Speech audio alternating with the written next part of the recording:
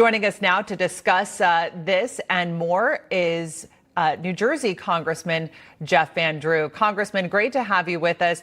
I want to first, before we the devil is always in the details, but before we really dig into this, and I was actually in Monongahela yesterday for the unveiling of this. I spoke to the House Minority Leader Kevin McCarthy. I was really trying to get specifics from members on this. But before we delve into sort of what the pillars of this plan are, I want to ask how this came together, how this framework came together in the first place. The framework came together because Kevin McCarthy, as minority leader, asked that people who were interested and wanted to be involved give him ideas, thoughts, a vision of what we need to do.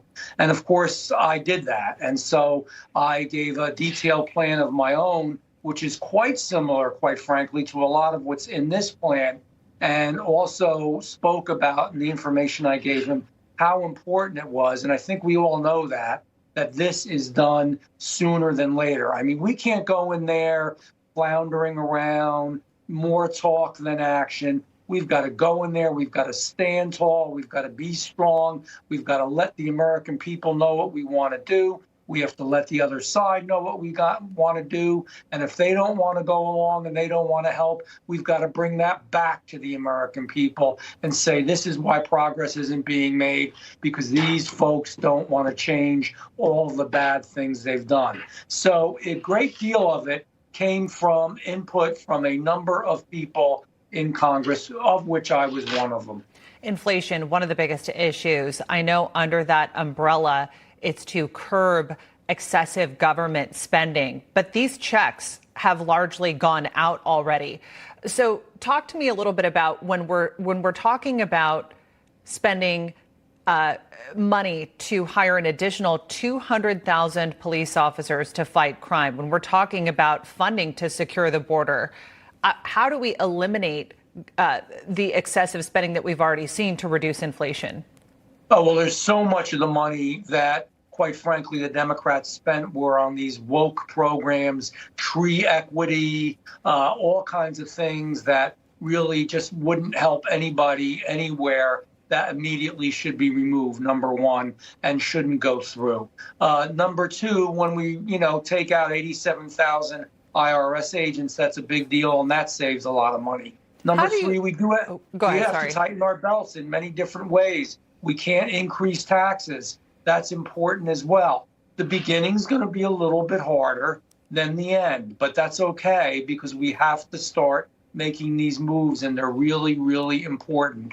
In order, a lot of money is just going to be generated alone if we show stability, if we show a vision. The stock market's going to do a lot better. The stock market does better. That generates more money for government and more money for people alone. But these are things that you and I have all talked about. I mean, immediately, day one, we talked about the 87,000 IRS agents. How about day one, we come up with a plan and say that we're going to close this border down. We're going to make sure it's safe.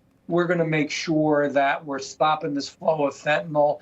And we need real leadership. We need people. I know China's in the news now, but people from America have to go to China and say, cut it out. Stop sending this fentanyl through the southern border. So many of the problems we have are not only due to bad decisions, but the weakness of this president and this administration and this majority party.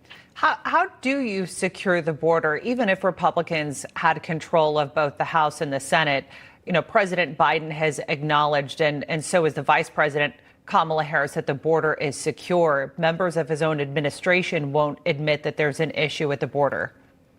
Well, this is a high-end show, so I won't say what he said means to me, but the first word is bull, and I won't say anything else about that. I mean, come on, how can anybody look at what's going on? Over 3 million people coming in through the border, the disease that's been brought in, the fact that people are on the terror watch list, and we've caught hundreds of them, but literally hundreds more are in our country now. The fact that this is how fentanyl is coming in, the fact that they're actually organ harvesting and making money off that.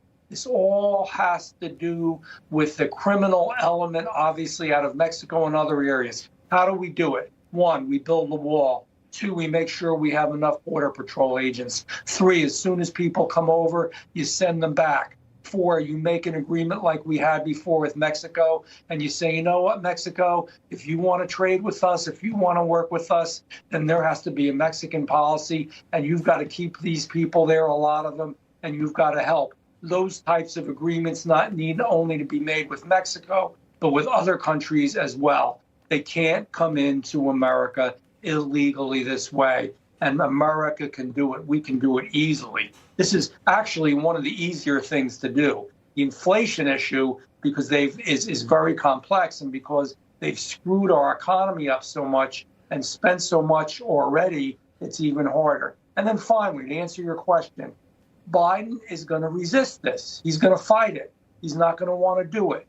We have to stand up strong and fall, not be afraid, not be Democrat light. We've got to be Republicans and say to people, this is what we believe in. And in 2 more years, and by the way, we're going to squeeze Biden like a soft lemon. And I mean, this guy's got to produce and do some decent things. He's destroying our country. And if he doesn't do it, I want the American people to know it. So we have another big red wave in 2 years. All right. Congressman Jeff Van Drew, we'll have to leave it there. We appreciate you being here. Thank you.